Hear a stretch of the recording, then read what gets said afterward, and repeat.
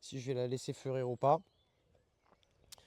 Et puis bah, ici, là, on a le parterre d'oignons. Je suis bien content. Une année là où il n'a pas trop plu. Et donc du coup, on voit bien que là, les tiges d'oignons sont pas jaunes comme l'année dernière. Et surtout, bah, tu vois, là, elles sont sur un bac un peu surélevé comme ça. Donc là, je suis bien content. Et là, par contre, il faut que je fasse un léger désherbage. Léger comme ça. Et donc, bah, en fait, à chaque fois que je fais un petit désherbage comme ça, tu vois, bon, j'essaye de laisser le plus de terre possible. J'essaye juste de prendre les racines et de laisser la terre sur place. Et en gros, bah, dès que j'ai des adventices comme ça, ce que je fais, c'est que je soulève ça et je mets en fait ça ici. Sauf que tu vois, cette bâche-là, elle a tendance à moins occulter. Hein. Oh putain, elles sont là, les limaces. C'est le retour de limaces, là. Je viens de me rendre compte. Mais là, le sol, ça travaille, tu vois, ça se travaille, ça se travaille. Et la texture du sol va changer petit à petit. On voit que si on creuse de plus en plus loin, on va avoir une terre de plus en plus sableuse. Mais là-dedans, ça devrait être pas trop mal pour faire des tomates ou des haricots. Je pense qu'on va partir sur des haricots. Il y a 2 ans, j'avais fait des haricots là-dessus. Ça avait super bien marché. L'année dernière, je sais plus ce qu'on a fait. J'ai planté des petits pois il n'y a pas très longtemps. Bah tiens, c'est vrai qu'on a les petits pois de l'autre côté aussi. On a les petits pois de l'autre côté aussi. Il y a la vigne aussi là-bas. On a les petits pois qui sont ici. Ça, c'est des pois qu'on a fait en godet. Ah, ça marche. Ouais, bon, attends. On a des pois qui ont été faits en godet dans la serre que j'ai repiqué en pleine terre. Et je voulais voir la différence. Avec ici les pois qui ont été semés directement en pleine terre. Et donc, ils ont mis beaucoup plus de temps à sortir. Mais une fois qu'ils sont sortis, par contre, j'ai l'impression qu'ils vont vite dépasser les autres. Hein. Ah ouais. Les autres étaient plus grands.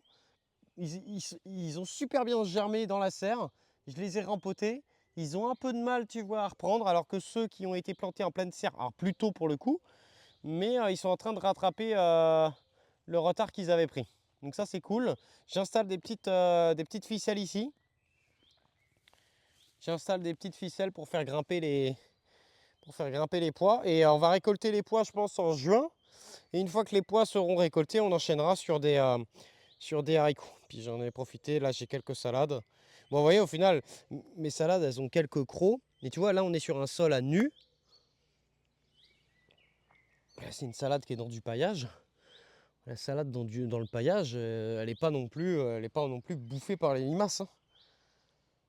Elle n'est pas non plus bouffée par les limaces. Elles ont été plantées le même jour. Donc je constate que sur sol à nu, elles ont peut-être allé. Elles sont un peu plus grandes. Mais pour le coup, là, ça s'est quand même fait beaucoup plus croquer, entre guillemets, sur ce petit carré-là, que directement mes salades en paillage, là.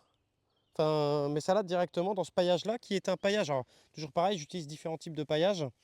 Là, on est sur un paillage, on est sur du piquet de châtaignier écorcé. Donc, c'est de l'écorce de châtaignier, en fait. Et puis ben, en dessous, on a du compost. Et encore en dessous, on a... en terre, j'ai 2 variétés de salade BDP. Donc ça, c'est la laitue reine de mai. Et là, on a de la gotte. On a de la gotte. C'est celle-ci, c'est la gotte. Elle est très jolie aussi.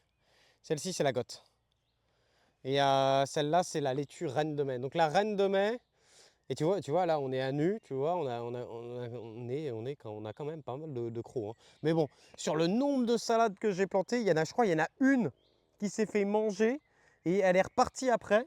Et ça va, quoi. J'ai pas... Bon, on verra dans les prochaines semaines si les limaces deviennent voraces ou pas. Et j'ai vu tout à l'heure, là, c'est ici que j'ai vu 2 petits lézards. Et puis bah, ici, on a beaucoup d'aromatiques.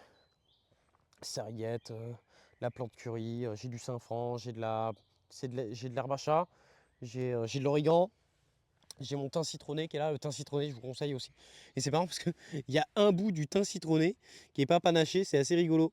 Tu vois, là il est pas panaché, tout le reste il est panaché. Par contre, il commence vraiment à être beau. Ça c'est vraiment chouette. Hein. Et ça sent bon, ça sent bon. Alors pas autant que la verveine. sais plus ce que c'est ça, hein. Est-ce que c'est un bout de ciboulette ou non? C'est pas de la... Mais